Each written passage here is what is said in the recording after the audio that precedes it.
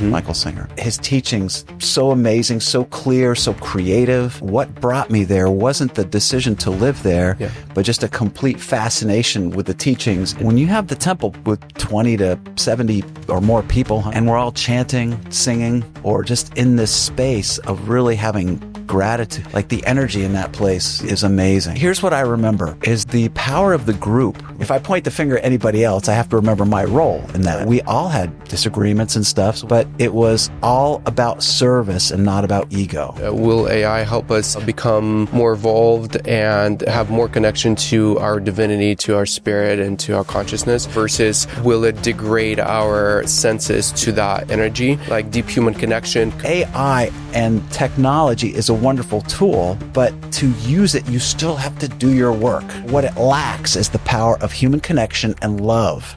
Physical proximity is not a requirement for spiritual connection.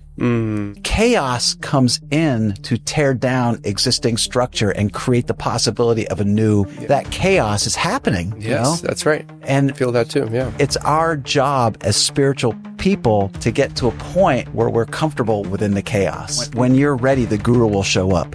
Yes. And so if you're ready, you'll find whatever it takes to move you into that next realm. Then why not? Welcome, Tim. Thank you for coming on the show. Thank you for having me. I'd love to kind of frame or at least start the conversation by saying you lived in Temple of the Universe for 33 years. And for those who are not familiar with the Temple of the Universe, it was founded by Michael Singer, who wrote a few very famous books. One of them is The Untethered Soul. And so I'm sure a lot of people will be very curious and interested to learn a little bit more about what was that journey like, maybe starting from what made you make that such a big move, or maybe at the beginning you didn't even know that you're going to live there for so long, but initially to deciding, okay, I'm going to stick here for a little while until I will see more clarity. Why did you make that decision in the first place? What I'm going to say is that what brought me there wasn't the decision to live there, but just a complete fascination with the teachings in general. And when I was a young boy, like around 10 or 11 years old, I had a near-death experience where I left my body during a very routine surgery. And I went up the edge of the wall and looked down in my consciousness. And then I went down a tunnel of light and saw a Christ figure. Okay. And I think what that did for me was that it really, it showed me that there was more than what was going on. I was from a very small town in Vermont, and my school, I went to a tiny, tiny school, grades 7 through 12, combined middle and high school, and there are fewer than 200 students. And it was a public town, a public school for 3 towns. Wow. So I didn't have a lot of, background with that kind of thing. And plus, that I was at the early 70s. So near-death experience. There was no internet. There wasn't anything like that. There was no sort of broad way of communicating that kind of experience. It was just an isolated thing. And I had no idea that was a thing that happened to other people. Yeah. So, but what it did was it really, chilled me out in terms of what life is like, the risk of dying. It was very peaceful. And so that helped me to not be fearful of dying or as sort of motivated by fear is what I'm going to say. I had ego fear, but not sort of body fear, if you lifetime fear, and if you could kind of differentiate between those two things. And so years later, when I was in middle school, I found this book by Hermann Hesse called Siddhartha, and I don't know if you've read that or not, but I've heard of it. It's kind of the Buddha origin story as represented by this beautiful author Hermann Hesse, and it walks through the Buddha's life. From being this kept prince in his father's kingdom to going out into the world, and somehow the simplicity of that book just really resonated with me, even at 13 years old. So these two things happened, and this is a fairly long explanation of why the temple resonated with me, but I will get there, absolutely. Yeah. And so years later, I went to the University of Vermont, and I flunked out. I lasted 3 semesters, and I was just tremendously racked with guilt and shame over losing this beautiful advantage that I had. I was an in-state kid, had my whole, a beautiful college career paid for, and I fucked it up. I just flunked out and So I felt a lot of You shame. like failed a bunch of classes or something, or how did you? I failed half my credit hours in one semester. Like I kind of gutted it out for 2 semesters and I failed half of them. And I just kind of had a crash. I was exhausting myself and doing this, staying up. Like I had girlfriends, which I'd never had before, and had really cool friends. And we were doing all sorts of great adventures, which I don't regret in the least. Yeah. But it did knock me out of school. Yeah. So as a result of that, I started seeking some guardrails. And in Burlington, there was this, a Pentecostal church, which is like heavy duty sort of Jesus, Baptist kind of church. Yeah. And I stayed there for about 1.5 years, 2 years. I learned a lot about the way Christianity is represented in America. It was really difficult time, but I learned so much, and I learned how to a lot about the Bible and sort of the basics of that. And that cued my interest, but I didn't like sort of the representation of Jesus or the relationship that they had with Jesus. There was not much room for brown people in their world. And if you didn't have exactly the same sort of conceptual come to Jesus moment that they represent in the Pentecostal church, then you were going to hell. Right. And it was like, no doubt about it. And Muslims, well, they never had this opportunity. So those were the kinds of questions that raised and I talked about. And it just seemed interesting to me that this whole way of looking at Jesus would be that if you don't see him the way we see him and you have the opportunity in your life to find that, then you're done. Like you just write you off to the burning fires of hell. Yep. And so I left and I came to Florida and found myself back in college. I got a degree in journalism from the University of Florida, specializing in photojournalism. And I met my wife on an internship in Maryland. And years later, we're married and we're living in Gainesville. And I'm working at this, newspaper. She's going to school at the University of Florida. And we happenstance, I think this is like 91, 92. A woman told us, a friend of my wife said, you'd really like the teachings at this place called Temple of the Universe. They have really good stuff about relationships. So this is the early 90s and nobody knew about Michael A. Singer at that point. Nobody knew about the Temple of the Universe. They didn't know about any of that stuff. It was mostly local people who were going. Mickey had written a couple books, but they weren't widely. They were self-published and they've since become much more popular. Very good. The Search for Truth and 3 essays on universal law. Great books if you're into the Michael Singer canon, if you will. Those are the older ones and they deserve to be checked out.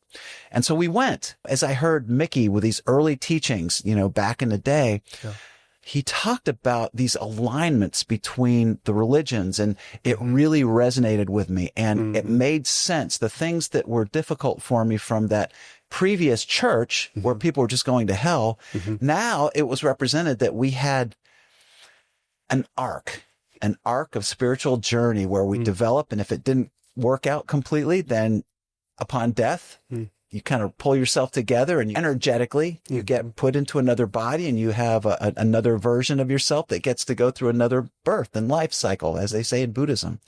And when I heard about that, it clicked with that early experience of the near-death thing that I talked about.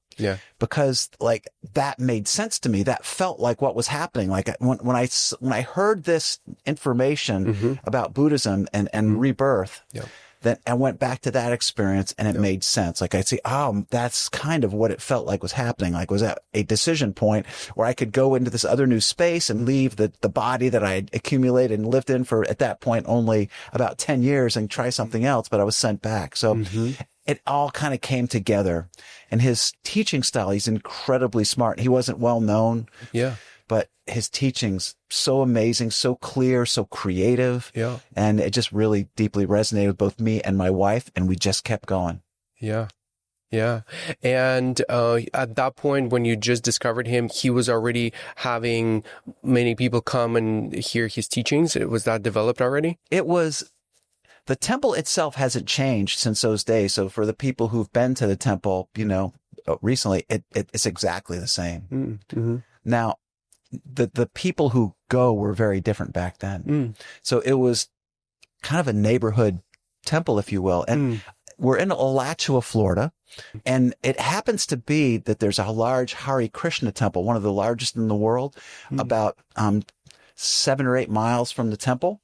And it's just a kind of a hotbed a vortex of spiritual people. Yeah. Because of the Hare Krishna temple, and there are other people. There's an Ayurvedic center in Alachua. And so there was just kind of a natural small congregation that would come, but there was no internet back then. Like when I started going, there weren't even cell phones or internet. I mean, not in sort of the public version of that. Like Amazon wasn't even a thing. Like, You had to go to the store to buy stuff. Totally. Yeah.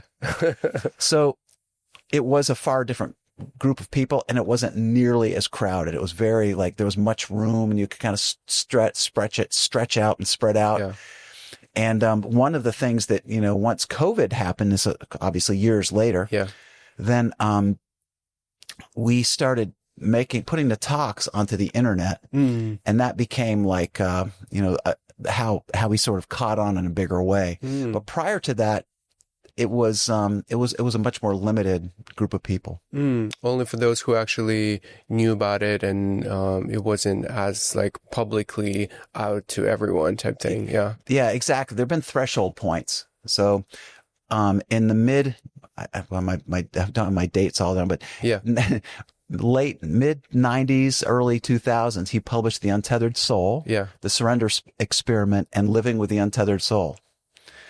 And these three books really cast him into the public eye. He was on a Oprah, did an Oprah interview. She used to do a show called Super Soul Sunday, an hour-long interview with some major figure, people, that are making an impact in the spiritual world. And he was on that. Very, very cool. And so that elevated, now people started coming just because they heard about it and they knew that there was a center that they could actually go to. Yeah. But when COVID hit and the folks, Mickey and his publishing team, which I'm not on, had an agreement with Sounds True, and they started doing podcasts. Yeah. And it really took off. And now we're like to have thousands of people a month coming through.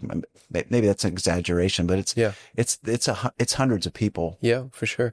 And what was it like to live there? So tell me a little bit more about. I haven't been. I know people who have gone, or like visited and aware of the space. But so there are multiple structures around. How many people live in the in that area? Yeah. So it's really neat. It really follows a classic ashram sort of template that you see in India, right?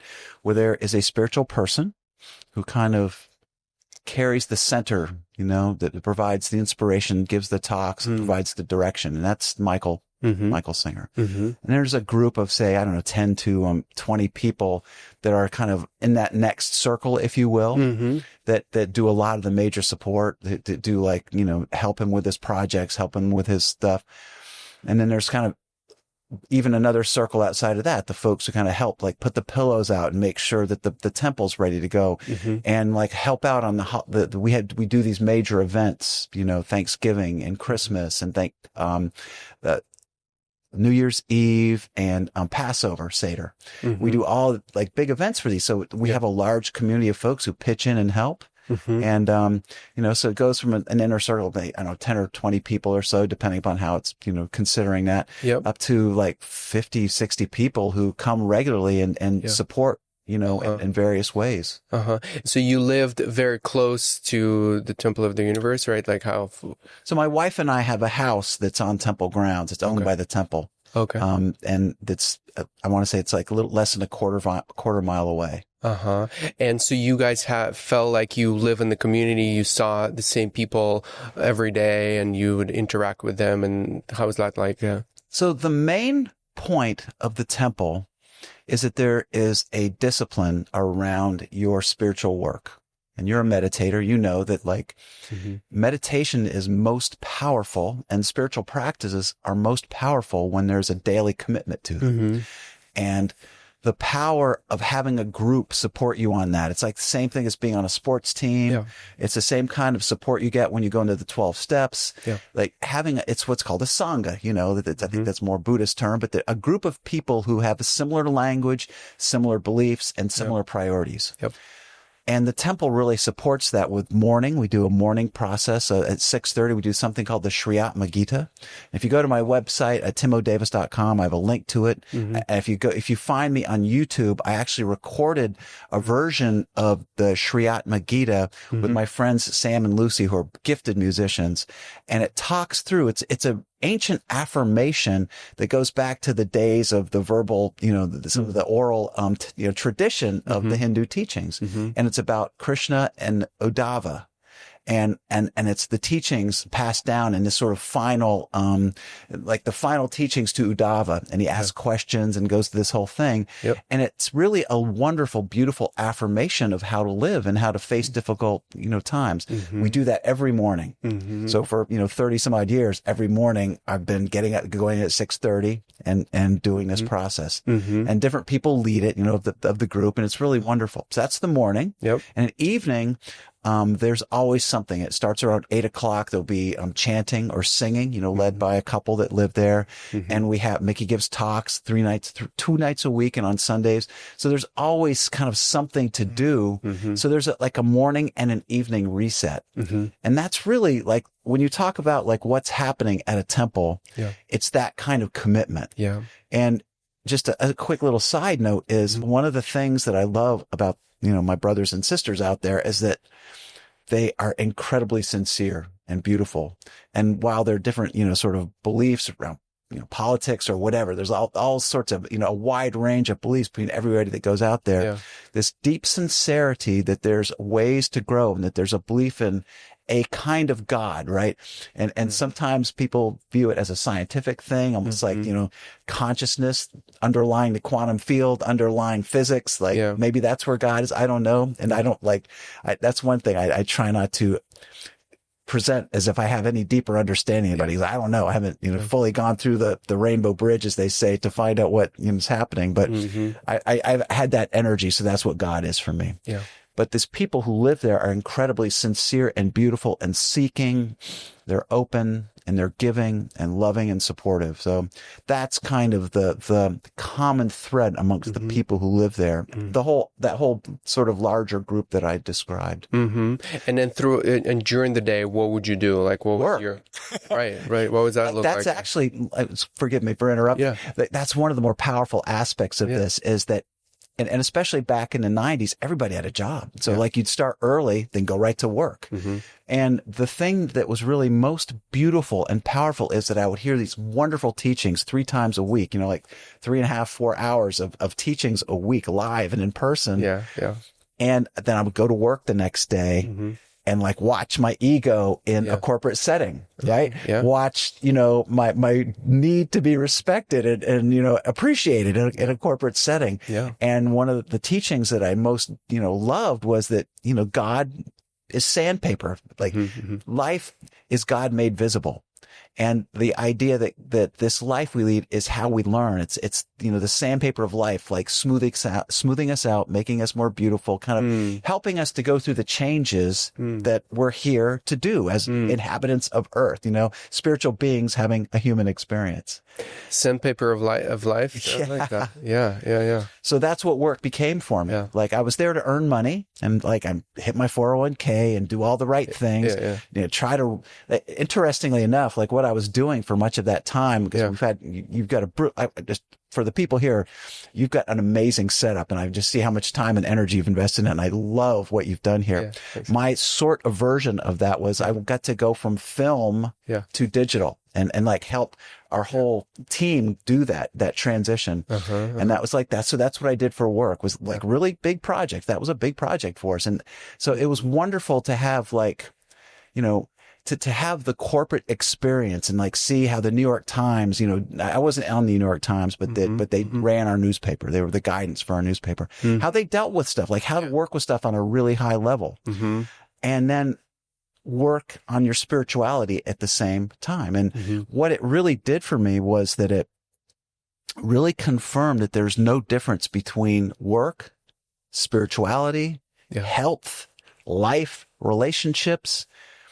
Like the thing that was so powerful about Mickey was that he always put his relationship with God first. And again, I go back to that sort of loose way of describing what God Yeah. may or may not be, Mm-hmm. but that was his priority. And by example, that was my priority too, to seek that really pure sort of growth, honesty, etc. Mm-hmm. And, you know, I fell short and failed in some levels and but I grew. I just kept growing. Like I just kind of kept at it with perseverance. And the corporate setting was an amazingly powerful way to integrate the lessons. And one of the ways that it's really impacted the way I teach and coach and lead meditations now is that I feel like every spiritual thing that comes out of my mouth should have a practical aspect and practical usage in the real world. Mm-hmm. And that's how I learned these things, was that not only this isn't, there's a mystery around God. There's a mystery around spiritual concepts, but there's a practicality too. And as you implement your practices, meditation, I have some other things that I like to do, yoga, you know, mindful eating, mindful awareness. You build up these practices, but they have a very deep practical application because you gain clarity in difficult situations. And I teach meditation in prison. I talk about sometimes you're going to have to defend yourself and you have to throw hands to protect yourself. We aren't immune from the causes and actions and karma of life, even because we're deeply spiritual people. We're still living this stuff. We all are.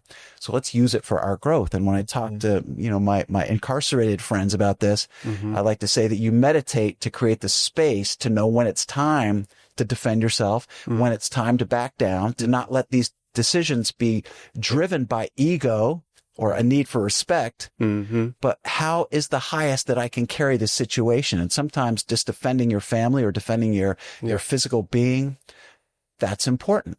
So I like to, that's sort of the mix of how the spiritual life and my corporate life grew at the same time, and why I really, as I say, value these teachings in terms of how they help you with relationships. Your whole life is based and run with energy. That's a gift from God. So let's work on that energetic awareness and energetic tuning with everything that's out there, and just give people our best. Yeah. I like that you give significance to the physical experience that we're having, because I do meet once in a while people who are very spiritual and they almost lost their interest in the physical experience. They spend most of their time in the ethereal domain, if you will. They're not really practicing, and they're not really finding the representation of those teachings, of those ideas here in this experience, and how that's being reflected in the physical domain. What I'm going to say is that is a connection that you and I have. But, you know, when you start to look at the big picture, you just see like everybody's born here for a different reason. Right. And so there's Donald Trump, and he's got his path, right? He won't, there's no acknowledgement of that, right? But he's like, he's here to do something, whatever your view is on what he's doing. And there are these sadhus walking around India with a begging bowl, and they don't, like, their relationship with, you know, any kind of material possession is just no way. Like, I will not be tarnished or tainted by owning anything. And what I will eat is what God gives me in the form of what people drop in this bowl every day. And there's some other sadhus that literally just walk around with their arm, like their penance for being born and wanting to grow is that they won't lay down, or there are others who just hold their arm up in the air. Like every religion and the Catholics, you know, the different, you know, sort of monastic, you know, beliefs that go along with that. Every religion, every culture, every physical time, space has some way that we represent our spirituality. But I do also think that carrying your physical body, you have a responsibility that this is yet another gift that God gave us. Right. And to honor that. And like, if somebody gave you a nice car, you would do everything you could to properly take care of it. And my God, like, this thing is amazing. Like, this body that we get to live in. It's a temple. It is. And like, as I, you know, see how we have evolved with AI and computer, you know, approaching some level of something that might be considered a form of consciousness or whatever. Like, it really makes me appreciate the human experience and the human mind and the human machine ever more. And I believe in taking care of that. And I think also that we're not here to suffer. Like I think like I said, life is our sandpaper. Yeah. But it's kind of, once you start to absorb this whole viewpoint that I'm, talking about, then there's room to see this whole planet, this whole thing as a game. In fact, like when they ask, I think with Muktananda, like to say, why are we born here? He said it was, God made this place like on a whim, right? Yeah. And the classic thing is that this is a leela, a sport, a game, like your life. You're born and you're going to die.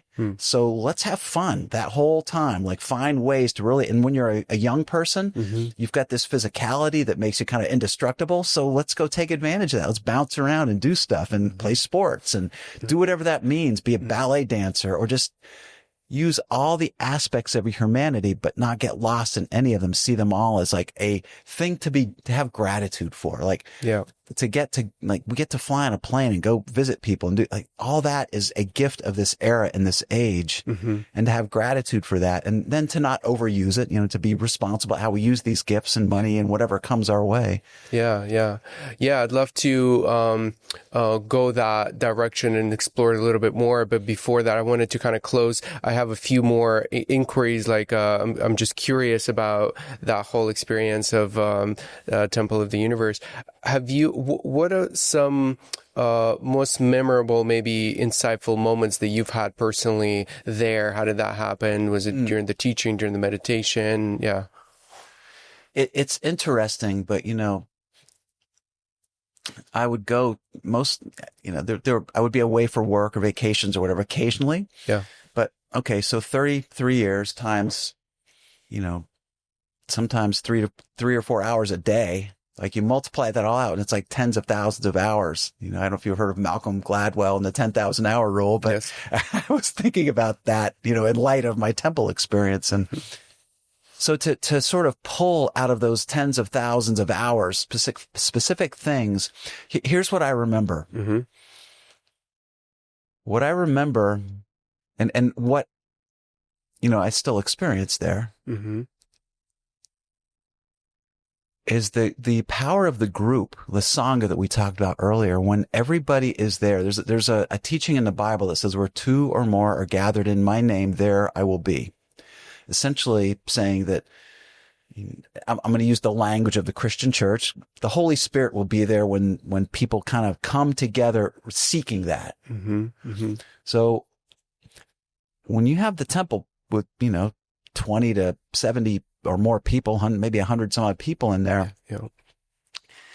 And we're all chanting, singing, or just in this space of really having gratitude. Like the energy in that place is amazing. Like when you walk in, it's very thick and beautiful. And Mickey carries so much of it. And some of the people who came regularly all carry that kind of energy. And it was like walking into like just the most beautiful, energetic space. And people who came from India and different places who kind of have experienced this before talked about how they hadn't experienced anything as pure, as powerful, or it was as pure or powerful as any place they'd been. Like black. So that's an element of it, is just walking into the temple. And like I could walk into the temple with my mind, just doing stuff like, just complaining about something, thinking about work, all that stuff. Course, yeah. And when I would walk out, I would just be like on another plane and like kind of like looking down on my problems. So I want to kind of morph that into a second thing, which is, there's this teaching that when a Buddhist becomes realized and they see like clearly how they were living their life and where their value, they just start to laugh, right? It just becomes hilarious, like what was important and what the ego was about. And I can remember just sitting in the temple, just laughing. Like I would have this glimpse into what I had done with my ego or my mind or really just the bullshit that I would, that the mind does, like at work, relationships. And it would, the effect of the temple was to elevate me above that so I could see it more clearly and not get lost in it. Right. Beautiful. So that was amazing. And I swear, I'm just like, would be like this holy joke, and I would still see that I need to go deal with that stuff. Like I still needed to go like functionally work with these things, but just the level that my mind was engaging with them was not necessary. Right. So that was cool. And one of the things that Mickey has always taught that I really loved was how, manifestation's a big thing now, right? And I believe in it, and it's true. It works for sure. His teaching is and was to put all of your effort into finding God realization, and then the manifestation will happen on a level that you have no like, it's unbelievable how perfectly things come out when we don't try to plan them. So and he taught that in a lot of different ways. One of my favorite ways of hearing that, and we'll go back to a Bible thing, was seek ye first the kingdom of God and his righteousness, and all things shall be added unto you. And as I boil it down in my, way of seeing these things, looking for common themes amidst all the different spiritual traditions, I think humanity in general has been having a spiritual experience, and we just divide it up different ways. Like the same way you'd like take flour and cheese and tomato sauce, and it becomes pasta, and it becomes pizza. It just, that sort of model applied to this sort of spiritual tradition. Like there's themes. So that theme, to me, represented the best of what Mickey was teaching. And that was a thing that stuck with me, was this trust. And on a more sort of trust in the universe and letting my path be guided by that. Right.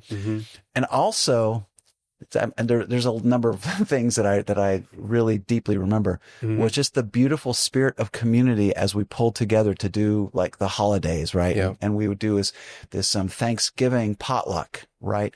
And Mickey was just really incredibly organized about how he wanted that to be. And he passed that desire for organization and efficiency. Like it was really beautiful to see how this whole team of 50 unrelated people, 50 to 30 to 50 would come together for these things by the time and there'd be nothing written down. There'd be no but we would just like figure it out, just figure it out. Self-organized like that. Yeah. It had a top-down organization of Mickey's commitment to providing a beautiful experience and some basic structure that he passed on, but that just like everybody was affected by that. So these experiences were really beautiful, both from the standpoint of being on the team and going through, like, cause we had, whenever you organize something, like there's going to be friction, right? Like we don't all agree about the same thing. We find, so we had to work through our human stuff to do this spiritual thing. Yeah. But so presenting it was beautiful. Being in the energy of it was amazing, and then doing it. So like hundreds of people would come out. One year we had like 600 people come out, like for a Thanksgiving spread. And it was just so beautiful just to feel again, that same kind of collective energy that I talked about earlier, except in a big field around the food, right? Based on this, holiday. So the events that we did, and we did a number of them, like our New Year. Okay. One other event that's powerful. Yeah. New Year's Eve, we do a fire, and you write down what you want to let go of, and how when you write things down and throw them in this fire, like that stuff would come up immediately. Like January 1st, you were dealing with whatever it was, right? Yeah. So it was things like that, like just the kind of accumulation of these events and the energy that would come up around them. From the Michael Singer, experiencing him, just living and making decisions, have you seen him, so he teaches, being in the full surrender at every moment. Have you seen him in moments of frustration or not being in the full surrender state? The context of this question is, did he fuck up? And in a way, I mean, like, I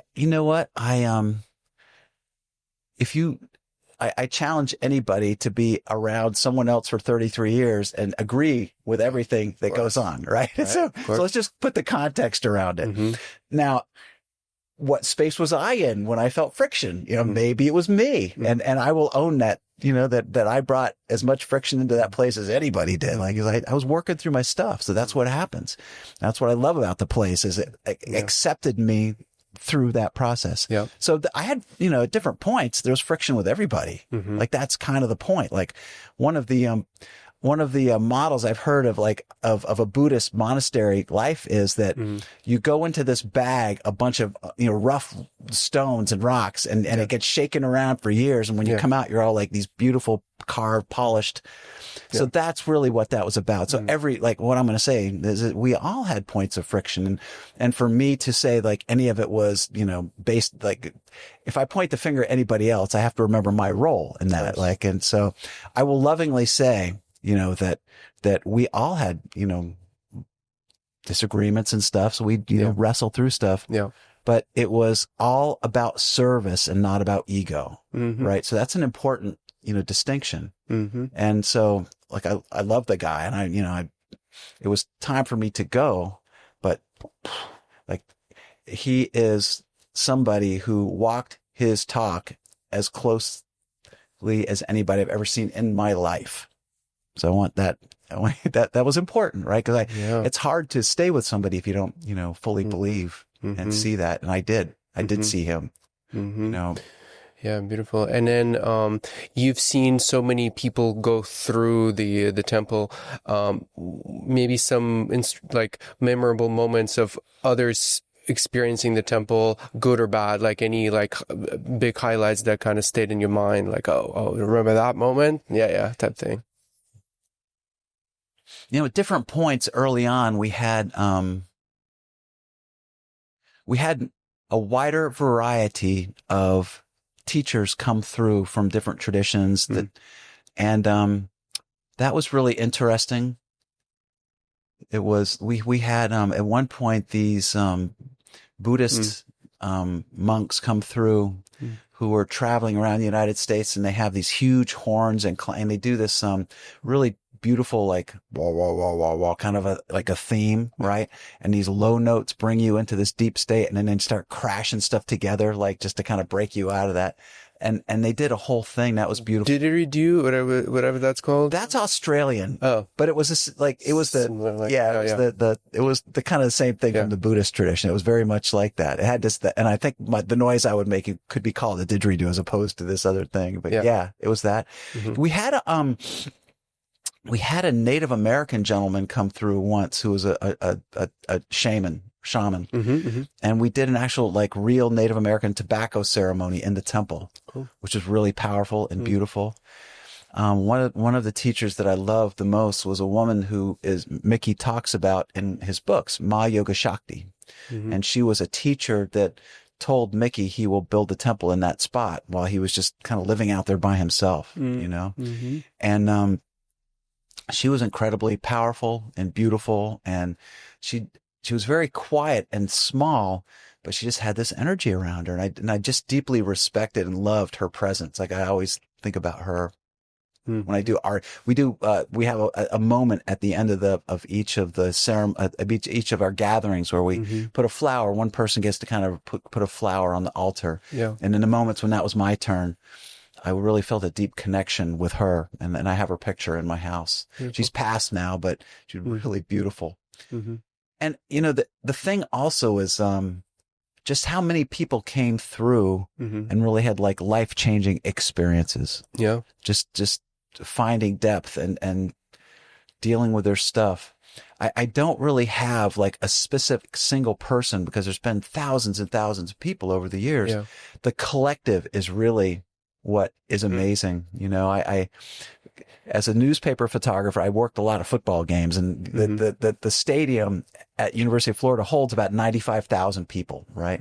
So I would just see in my mind's eye, like that stadium fill up with people whose lives had changed from coming to the temple. And that's kind of like, if there was a single point of memory, it would be that. I had a cool experience I'll share with you. Please.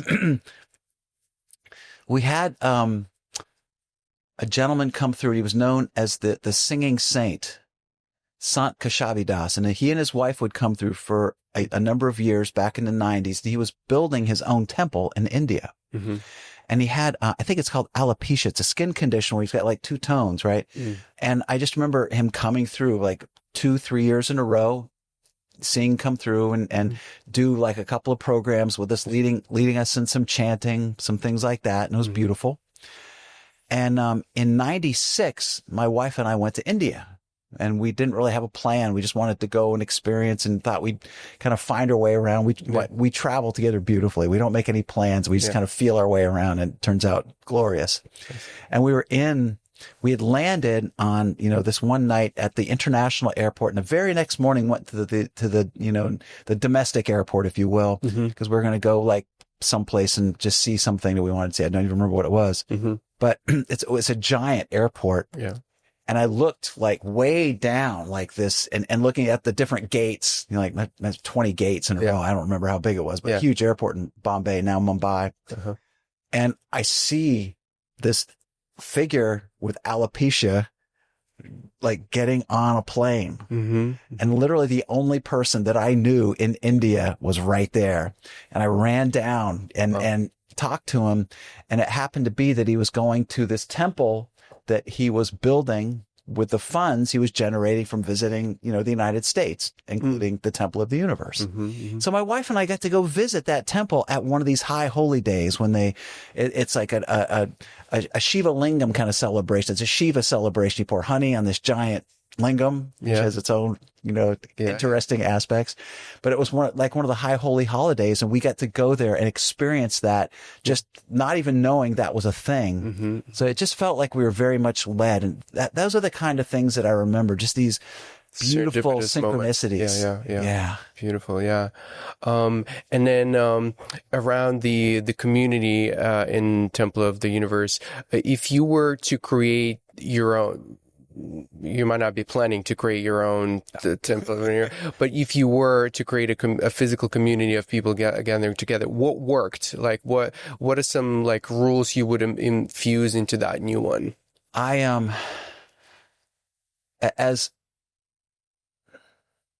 a measure of respect for what Mickey created there, takes a tremendous amount of discipline, right? So he has that discipline. And so the rule is that you're there to be serious. Like that's really serious work, right? And that your commitment is to going every morning and every night. And to make that rule, then you need somebody as a leader who follows that rule and like with enthusiasm, and power. And I'm not sure I'm that disciplined. Yeah. I think what I'm saying is that his energy has everything to do with why that place works. And it takes a special kind of intelligence. Like he's a CEO, right? That's a kind of person. Like not everybody can be a CEO. Not everybody really wants to do what it takes to be a CEO. I'm one of those people who doesn't want to do what it takes to be a CEO. He does. That comes very, like that's part of who he is, just naturally and beautifully. And so that kind of energy and personal discipline is what made the place work. Right. So I'm not sure, like, and with all, like, my vision for what we need in this day and age isn't to have these kinds of communities, but in this digital era, we need to create a form of community that's online. And will it be as powerful as these experiences that I've talked about all being in person? No. But are they what we need right now? Yes. So my vision for how to make that work is to do something that's less in person and has the opportunity to be online and occasionally get together in people or get together in person, maybe once a month or something like that.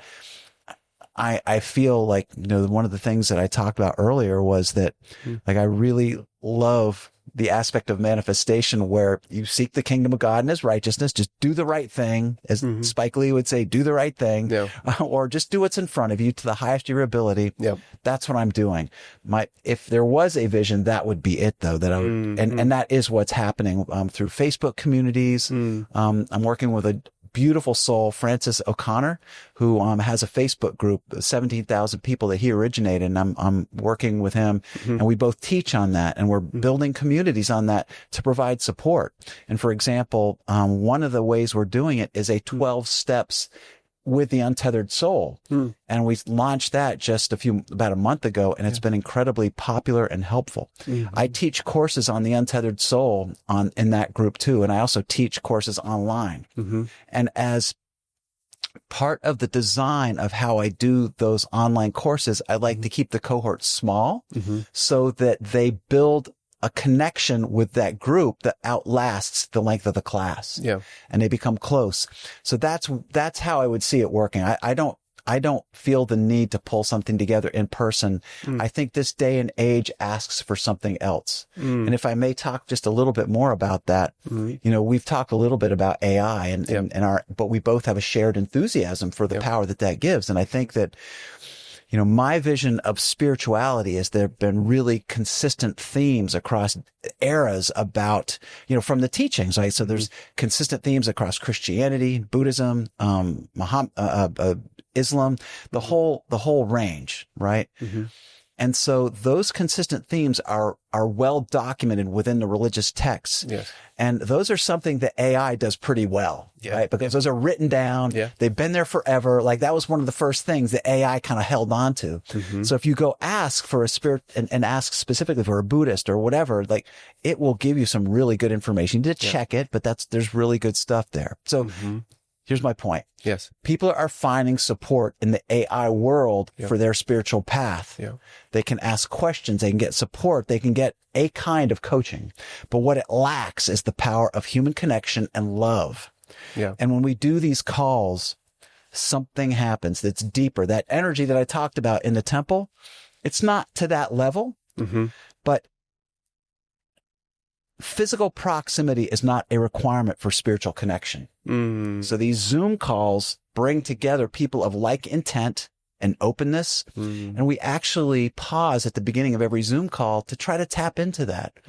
That if you go deep, like so you've meditated, and I'm sure many of the people watching this are meditators. Yeah.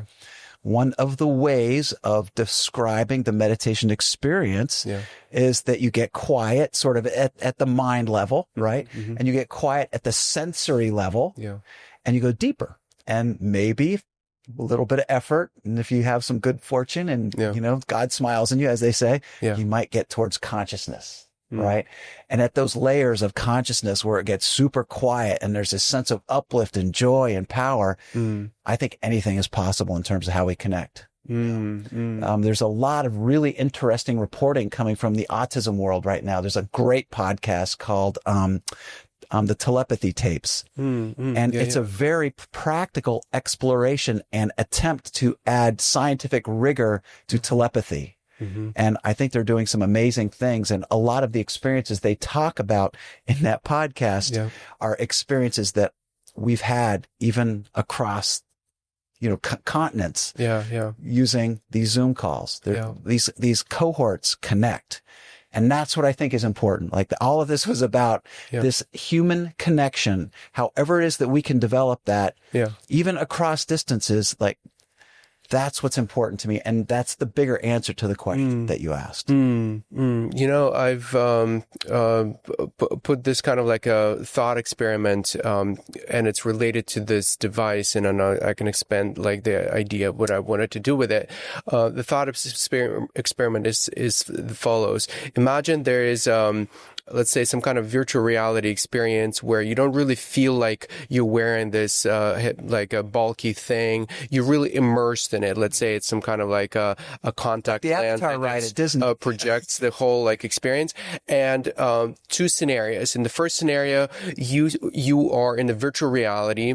You can't tell. Your senses just so fooled basically that you can't tell the difference if it's a real thing or if it's not a real thing. And there's a person in front of you that you care about, and they look straight into your eyes. You can talk to them, and you really feel their presence. The only thing you can't maybe do is to touch them at that point. But I'm sure you can even simulate that experience. But let's assume you're just kind of like we are doing here. We're just sitting and looking at each other in presence, physical proximity.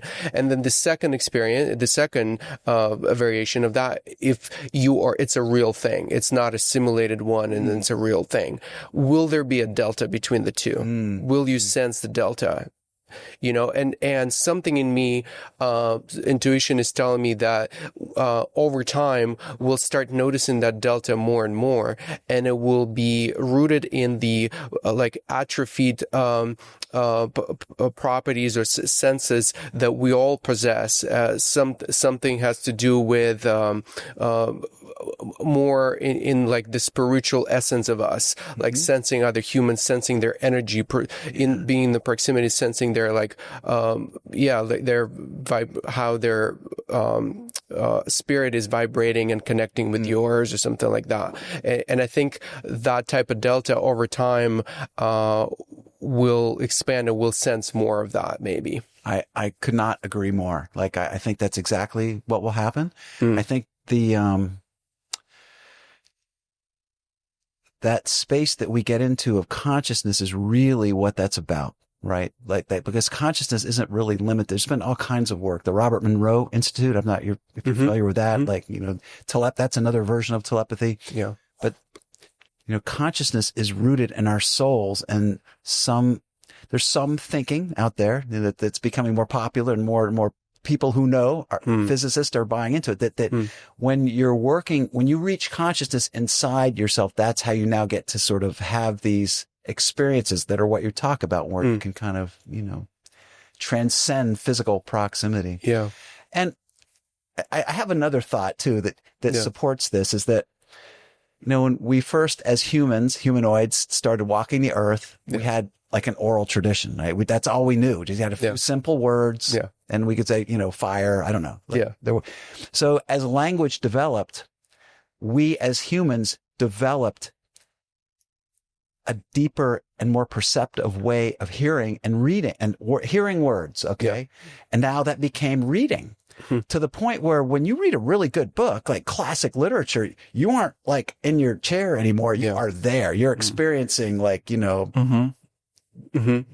and so in a way, like all we've been doing as humans is just evolving technology to give her like a wider reach of our consciousness than we previously had. So as you say, we adapt. And layers of perception come through, and these areas where we can kind of go deeper into spiritual realms to feel people, like that's been going on forever. There's a beautiful Buddhist tradition of metta meditation. Are you familiar with that? No. I do this in my prison setting a lot, where you sit and you go as deep as you can, and you imagine people you love, and you hold them in your heart and in your face. And in that space of meditating, you send them light and love. And there's a whole sort of a script around that. And as you go through that, you go through people that you're comfortable loving, into people that you're sort of about loving, like just people that you've seen. And then you go into like people who are actively opposing you and send them love. And to me, that's a very similar experience, because you're opening your heart to their presence in your consciousness. And that's really like the consciousness is really where everything happens. Like these other means, the mask, the whole thing are just ways to bring information to your senses, to connect it with your consciousness and convince you that you can kind of lower your barrier, right? And be more absorbed into that state. And that's what I see, like reading, that's what's evolved, is just a willingness to sort of go into the state of consciousness via our senses. And the deepest people don't need any of that. Just they can fall into consciousness, and they have this connection. So I agree with you 100%. We're on a huge shift, and it's powerful. But like AI, like the thing that I see though is AI doesn't have the heart, right? And who knows what will evolve. Maybe there's some way that will gain receptivity to that kind of thing. But to me, it seems that sense of felt love, like externally experienced love, that sense that you can look at somebody and say, I feel you is really important. Even more right now, because social media has kind of taken a lot of interpersonal activity out. We do less of that. So in these moments when we can really focus on that, it's ever more vital. And that's like when you talked about what I would like to see happen, that's what I'm talking about. More venues for safe experiences of connection that you can really count on and trust and that walk through your life with. Yeah, the way I see the heart is the bridge between our higher self, our spirit, and this physical world, and then the heart is connected to the mind, and then the mind is more connected to the physical reality. We're trying to calculate things, plan things, and the AI is mainly dealing with the brain part. Yeah. The brain thing that's acting on the world now. We'll have soon robotics walking around. It's all just it's an extension of our interaction with the physical reality, but it doesn't have yet we haven't spent much time thinking about amplifying the heart connection to the spirit through technology. It only happens through our mind. You know? The way I would sort of feed that back is that we have these chakras. Yeah. Right. And the higher chakras are about the spiritual aspects of how we work in the world. The lower chakras are about human stuff, reproduction, digesting food, our power center. Yeah. But there's that heart, like right in the middle that bridges those two areas. And that's a classic sort of look at what you just talked about that, and in the, sort of the spiritual tradition of yoga, Buddhism, whatever, you're working to kind of cleanse these chakras to have less sort of necessary connection to them. Yeah. Right. And so you evolve cleaner and more open passageways through each of the chakras. You cleanse your chakras. Like when you go through a difficult experience or some samskara, you're cleansing, you release some samskara, you are opening a chakra for more energy. Yeah. And when it gets to the heart, like that's where the special stuff starts to happen. Mickey has talked about how the heart has kind of two halves, right? And one is the part that connects to this lower space that you're talking about. And one is the other that goes into like the voice and then to the mind and then to the, the Sahasra, right? Yeah. Your connection with the infinite. And so this work, like what this points to me is that AI and technology is a wonderful tool, but to use it, you still have to do your work, right? And to use it really well, it's still going to be the people who have cleansed these chakras and done their work, right? And if I take that model of books and other things, like the people who are the best writers are the ones who were really free to express. There was a deeper connection with their senses. They knew how to see the world. They knew how to sort of have this functional imagining of this whole dome of stuff going on around them and write about it in a way that would then trigger your understanding of that same experience and bring it up inside you. So that's not just words on page. Yeah. We've constantly, from the dawn of time, been looking for better ways to communicate, tell stories, and pass this kind of experience on. And I have my personal thinking is that different religions are just different books written by different storytellers about what they had, like their version of a spiritual experience. And you see it happening now, like together, these religions are coming together. Sometimes it's, opposed by the sort of, people who are, very driven by the core of their religion or whatever, when they've been indoctrinated with them. But the beauty is like, we're at this place now where we're seeing themes, they're coming together. And we're starting to, in a physics and energetic way, start to understand more what's going on, with what we would call miracles. I mean, at one point, light was a thing that was like, there's no way you can't make light. And at one point, the sun is not the center of the universe. So we're just like going through layers of evolution and science and growth.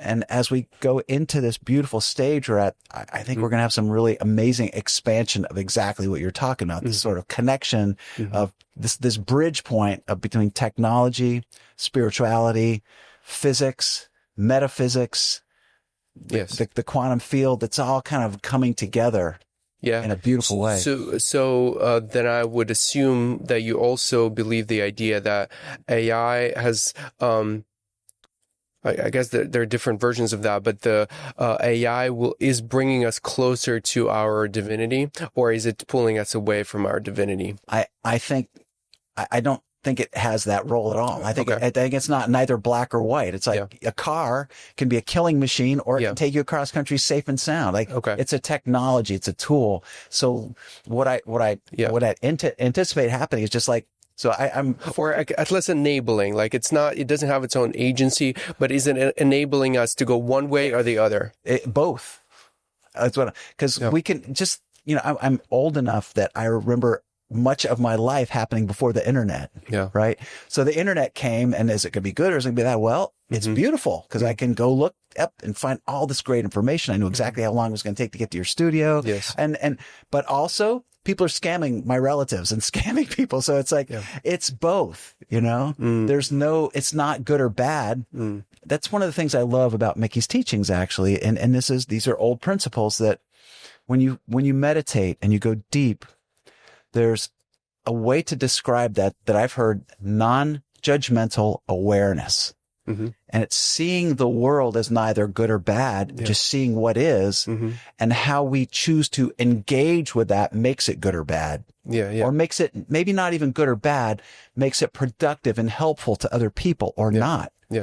So AI is just, in my humble opinion, just another thing that we can use well if we seek ye first the kingdom of God and his righteousness, and let the good stuff happen. If we work on ourselves, to be honest with ourselves, and AI becomes another way of honestly trying to help. Yeah, beautiful.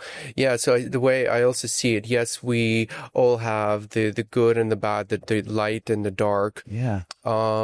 And also that whole thing has an evolutionary pattern where we're hitting higher highs and maybe not hitting lower lows. Maybe the lower, so basically there is an evolutionary train where it's going higher over time as we're evolving as humans, or maybe it's a cyclical over like thousands of years. But it does feel like right now we're on the train of people raising their consciousness with technology, having access to information and all of that. Yes, it's exposing more and more of the darkness, but I think it's over time is cleaning that up. At least that's my kind of intuition. I don't know how you see it. There's a sort of implied ratio of good to bad within what you just said. Yeah. And I don't know. Yeah. I don't have a really good opinion about that because I'm, so if I may, the reason why I'm talking to you is because I've lived in a sort of bubble. The temple of the universe. Sense, So if I use that as my reference point, then, it's great. It's a beautiful place with beautiful people. Part of my adventure of kind of stepping out into the world is to see, some of these other, see what else is happening in a more, perhaps real way, Yeah. The reason why I'm also kind of mentioning it is because I see AI, and going back to my original question, will AI help us become more evolved and have more connection to our divinity, to our spirit, and to our consciousness, versus will it degrade our senses to that energy? And I think what AI does, it's taking away cognitive functions that we used to do, and now AI can take over a lot of them, and over time more and more and more of them, to the point where I think there will be time where most of the cognitive things could be done better by technology, by AI, robots, and all other things. And so the question is, what would then left for humans to do? And I think humans will be forced to, because there will be nothing else entertaining to do, they will be forced to work with their heart, something that AI can't either yet do or ever will be able to do. We'll be spending more and more our time in domains that are more meaningful because you can't easily copy it or replicate it. the whole value system will shift away from the physical, the things that we could be easily like attain, to the things that we can't attain easily on demand, like deep human connection, community, of how you feel, those types of things. And so we, with advancement of technology that takes away all of our mundane tasks and jobs that we don't meant to do in the first place, will be almost like guided into this higher state of consciousness. That's my like a utopian hope that that's where we headed. I think there's definitely that possibility. I think that will definitely happen. Yeah. But as we've proven with the internet, like what's the biggest industry on the internet? I don't know. Like, porn. Yes. Probably. Yeah. So it's like when you have these like sort of energetic creations that, don't require, I can see mankind doing all kinds of crazy stuff. Like people, it's still a very human condition to seek wealth, and, you and I talked about how we perhaps don't have that as one of our top priorities. Like we have an experiential based way of seeing the world. And that may be part of our way of, framing everything. Yeah. But everything I've ever seen is that people will do whatever they can to make money, basically, whatever they wait. So I think it's an interesting discussion. Yeah. I think definitely there's the potential for people who want to have a deep and profound spiritual experience and have no route to that in the physical world to go online and with the help of AI get closer and closer to that, especially as more time goes by. But I think that, so, in a way, this goes back to a teaching that's been around forever. Like when you're ready, the guru will show up.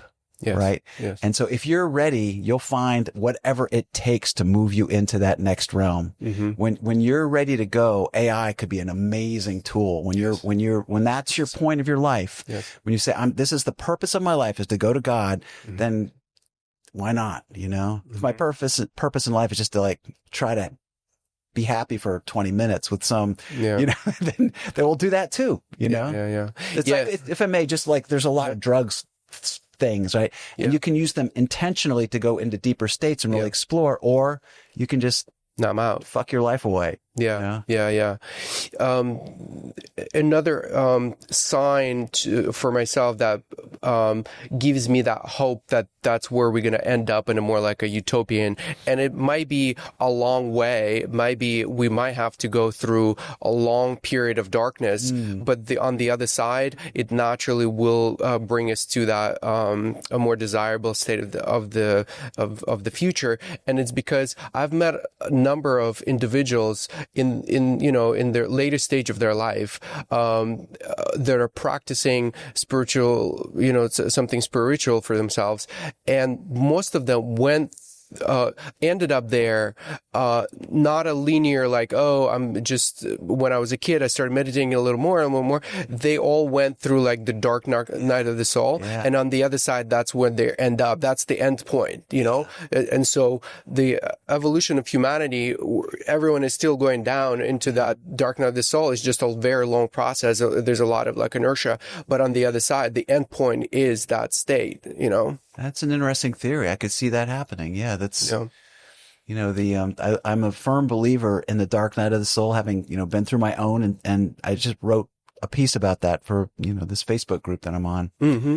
And, I also, I've been, I was just thinking this morning about chaos, and how, like, in the Hindu scriptural tradition, you have Shiva, which is a provider of strength, but also there was an element of the destroyer. Mm-hmm. And in the goddess tradition, there's Durga, the goddess of love, but then there's also Kali. Mm-hmm. And Kali is the other sort of version of that. And they brought like death and destruction. And like, I think about like, what are the realities of the world? We have hurricanes, earthquakes, tornadoes, storms, like, chaos comes in to tear down existing structure and create the possibility of a new. Yeah. So that points to what you're talking about. Yeah. And I think that chaos is happening. Yes, that's right. And I feel that too. Yeah. And it's our job as spiritual people to get to a point where we're comfortable within the chaos. Like I see sometimes spiritual people really resisting chaos as non-dharmic or not, it's got a, it's not a peaceful, desirable. Yeah. Yeah. It's not, oh, there's a term and it's escaping me right now, but this idea that we like to have things kind of even and in control. Yeah. And that's a beautiful state to be in, but it can be a place where we get stuck. Right. Yeah. So chaos happens and people, and I think that's kind of what you're describing is like when markets change and you lose your job, like I can't be a photojournalist anymore because that newspapers are just not what they used to be. And everybody has an iPhone. So that was a version of chaos that made me rethink my whole life and be willing to let go of this egoic proposition that I was this photographer and I'd walk around with my cameras and that was who I was. Sure. I had to let go of all that. That has a very, other than like today's when I get to kind of celebrate this beautiful space you've created and technology that you've built, then that's pretty much what that reference is. But things come and go and our value and our strength comes from not clinging to them. Right. And that's like, I think it's going to take a level of spiritual evolvement to kind of appreciate and attain the state that you're talking about where the change of environment helps us to go higher. Yeah. Because I see people shut down sometimes when change happens because they don't want to exist in change. Yeah. And change, one of the cool things that actually this goes back to that temple that I told you about that I visited, St. Kashabidas. He had it was an amazing temple. It was huge, marble, beautiful. Yeah. And one of the elements that was across kind of the altar, like in a temple, you've got this space, everybody's kind of faces forward, right? And there's like a place in the middle that's the altar. And if you can imagine 30 feet probably above that, there was a marble ledge above that center point, if you will. And on that ledge, it was a semicircle of probably 50, 60 feet long, but there were representations of the ages of man carved into the marble. And there's like a baby, an infant on the far left. And there was a slightly older person and it goes up through to kind of your prime, you're like early 30s, right? And then it starts to go back down again, right? And one of the elements of that was that when you get to a certain age, your focus is to turn to spiritual things. Like you are ostensibly not to be concerned with like mating anymore. Your hormones have kind of changed. You're not about trying to like raise businesses. It just like you need to have a certain amount of like energy to do that. And your focus goes to these deeper states. And I think that's what I also hear like in when you're talking is that we have to kind of get to that space in our life where that is our priority. And it takes a lot of conditions karmically to get us there, right? Multiple births and deaths, right? That kind of till we get to that space that you're talking about. And I do, there are ages of man, different, specific periods when we, kind of are in healing state. I feel right now like we're in a major chaos for sure. And that's our place of growth. Yeah. It's like a very liquid state, of, change. The old structures are crumbling. Lots of new things are coming up. There's a lot of it's kind of like a soup that doesn't have yet like a new shape or form. So it's a very liquid, In closing, I wanted for you to, tell us a little bit about your book and how now you are in the world integrating all of these experiences that you've acquired, living at the Temple of the Universe. Share a little bit. So recently, about a month ago, I kind of took a step away. I'm going to call it broadly that. Nothing is defined that concretely, but I am devoting more of my energy to teaching, coaching, leading meditation, this work that I've been given. And I needed to kind of step away in order to fulfill that. So timodavis.com, I'm teaching classes, sharing, whatever knowledge I've gained. The book I wrote is a workbook that orients around the untethered soul. And I built a online course, in the same way. And my mission is to, one of my corporate jobs was about training people how to gain skills in the construction industry. I work for a company called National Center for Construction Education and Research. And what I learned there was about instructional design. So what I did was take the narrative that is the untethered soul and put instructional design around each of the chapters. So there's like main points. It's my vision of what I got from the book. It's definitely through my eyes, but a lot of people have found it helpful, and it becomes an amazing sort of guide path to teach and walk through the untethered soul. So if you go to timodavis.com, you'll find access to buy the book or to take my courses. And that's really what I like to do. And the thing that I like to accentuate is that these are very practical ways to use these teachings. And that the framework of the untethered soul is perhaps its most powerful aspect. That first you focus on your mind, start to notice, hey, there's thoughts, and those thoughts aren't me. I am not my thoughts. Then you work through the heart. You gain comfort with your heart. I've developed a special practice I call a 3-breath meditation that help to align with that throughout the day. So you don't have these massive roller coaster rides of energy and enthusiasm with the day. You can kind of keep it like at a nice, straight, sustained, beautiful, conscious level. And that's really what I'm about. That's what I would like. If people are interested, they can go there. I've got a YouTube channel, Timo Davis, where I have meditations and other things. So find me. I like to do things with groups, corporate people, whatever. I'm really taking these lessons and expanding them as widely as I can. Love it. Yeah. And then what is the desirable future that you're contributing to? Kind of describe what is your desirable future? So when I made this decision to step away from the temple, my first priority was to continue going to God. That was not to change. And the second level was just to serve. And so I don't know. I don't know. Like, I'm really just putting my energy out and seeing what comes back and how, people absorb it. It seems to be everything that we talked about, though, like the sense of building cohorts that have a sense of community and one-on-one and engagement and love and connection. Broadly, that's what I'm seeking. I don't know how that's going to happen precisely.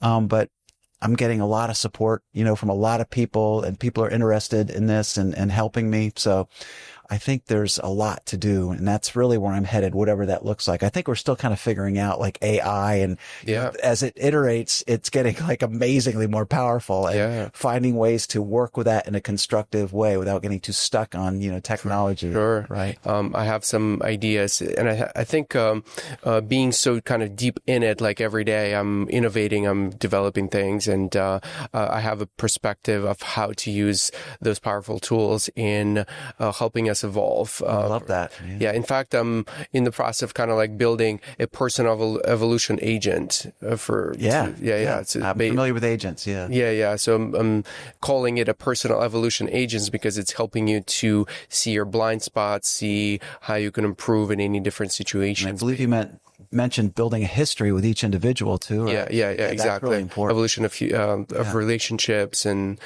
so getting more insights into like a longer horizon of different things in your life, not just like, this little moment, analyze that, but more like the broad swath. That's huge. That's beautiful, because kind of what you're talking about when you asked me to talk about the temple, that's essentially what I said. It was not those moments, but it was the whole experience, the whole arc of growth, right? Exactly. It's beautiful. Awesome. Thank you, Tim, again for coming on the show. Thank you, listeners, for sticking around all the way till the end. And I'll see you in the next one. And we'll put all of the links in the show notes so you can check out Tim's resources and his channel. Amazing talking to you. I've loved it. Thank you so much. Thank you, Tim.